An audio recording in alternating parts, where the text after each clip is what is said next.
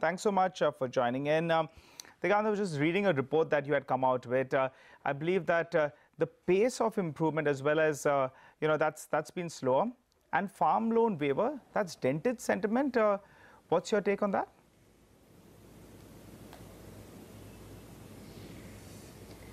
So see, there are two things. Okay, one is after demonetization, there were a lot of political rumors surrounding waiver, and any small thing would have fueled rumors in the villages, and payments had stopped. Especially in Maharashtra, few districts of Maharashtra, Uttar Pradesh, Madhya Pradesh. After that, you had farm loan waivers. But the surprising part is that after the UP farm loan waiver was announced, the attendance levels and the collections in UP improved very significantly. In fact, some of these players have started saying that they are almost reaching around 98% kind of collection levels in Uttar Pradesh. So it looks quite it's counter to what the general perception is, that agri loan waiver will it will spoil the credit culture. What happens is these farmers, they're reasonably smart than what we think. They actually know that which loans are supposed to be repaid and which loans are not.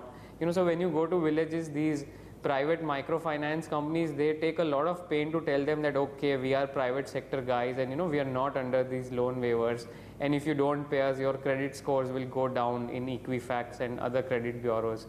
So I think farm loan waiver, before a farm loan waiver is announced, there's a lot of tension in the area, because the local politicians and the entire ecosystem, they coax the farmer not to repay. But once that loan waiver is announced, I think the system very fast comes back to normalcy. So we had a field trip done in Maharashtra where we realized that after this loan waiver was announced, the attendance levels in districts of Wardha and Amravati actually started improving. So I think farm loan waivers may not really dent the profitability or the collections for microfinance companies. I think what microfinance companies are suffering from is still more of that demonetization impact in those 5 or 6 districts of Maharashtra, Karnataka and Uttar Pradesh.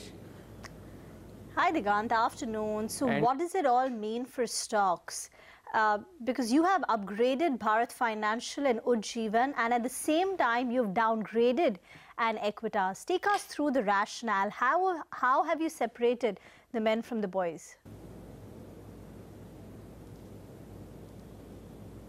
Yeah, so see, microfinance, there are 45 players, of good size, and as we see from here, the impact on everyone has not been the same.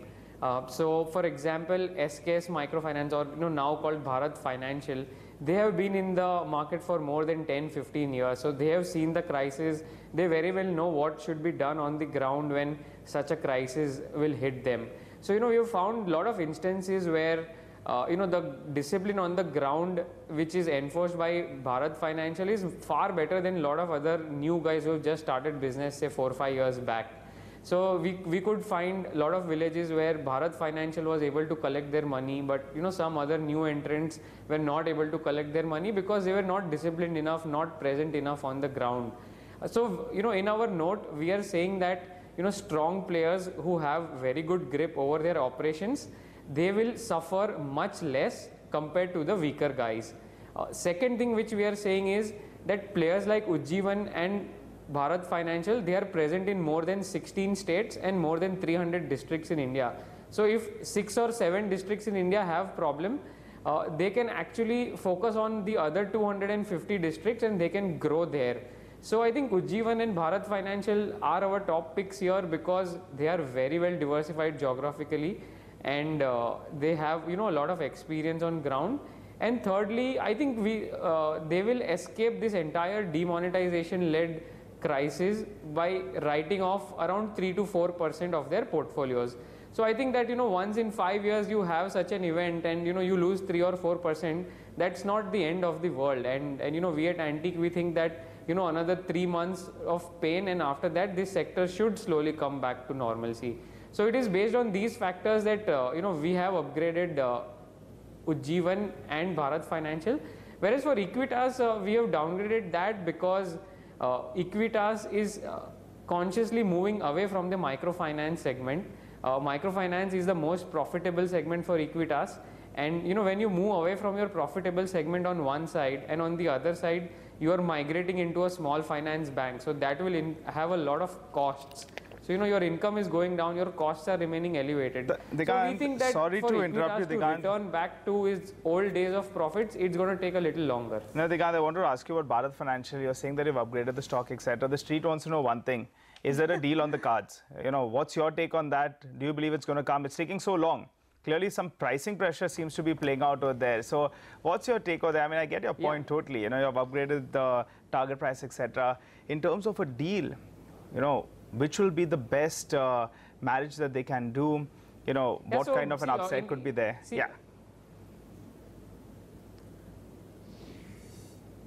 See, after demonetization, one thing is clear that, having a bank structure is far more better than, operating as a standalone microfinance company. Because, even if you look at, the way HDFC Bank's microfinance portfolio has done, I think they have just reported 3% delinquencies, which is the lowest in the entire India. So we did some research to find this out, and, people said, okay, because it is a bank, people are scared and they want to repay their money. So it is very clear that bank is the way to go forward. Now, if I look at Bharat Financial, I think they have a phenomenal branch network, 70 lakh customers, and all those things which, banks would ideally be delighted to have it. I think, it is just that this demonetization crisis and, some losses which Bharat Financial reported, and I think one more quarter and, you would see all those losses and those write-offs coming for, and maybe September quarter is when we think clearly profits will start going up. So maybe what we think is a bank would not directly want to announce anything when a company is reporting losses. So that could be one angle. Second angle could be that maybe Bharat Financial sees that there is a huge potential even if we are on our own. So maybe those things would definitely be playing around, but I think it is a phenomenal buy for any bank who is willing to expand their network to 2 lakh villages in just one shot. So I'm quite confident that the banks do have their own interest, and any deal takes a lot of time. I think the buzz around this deal started in September 2016. Today it's we are sitting in July, so I think it's almost 9 months. But I think these things do take time, and at what stage exactly it will be difficult for me to comment on. Digant, thank you very much for your time this afternoon. Moving on, Lupin is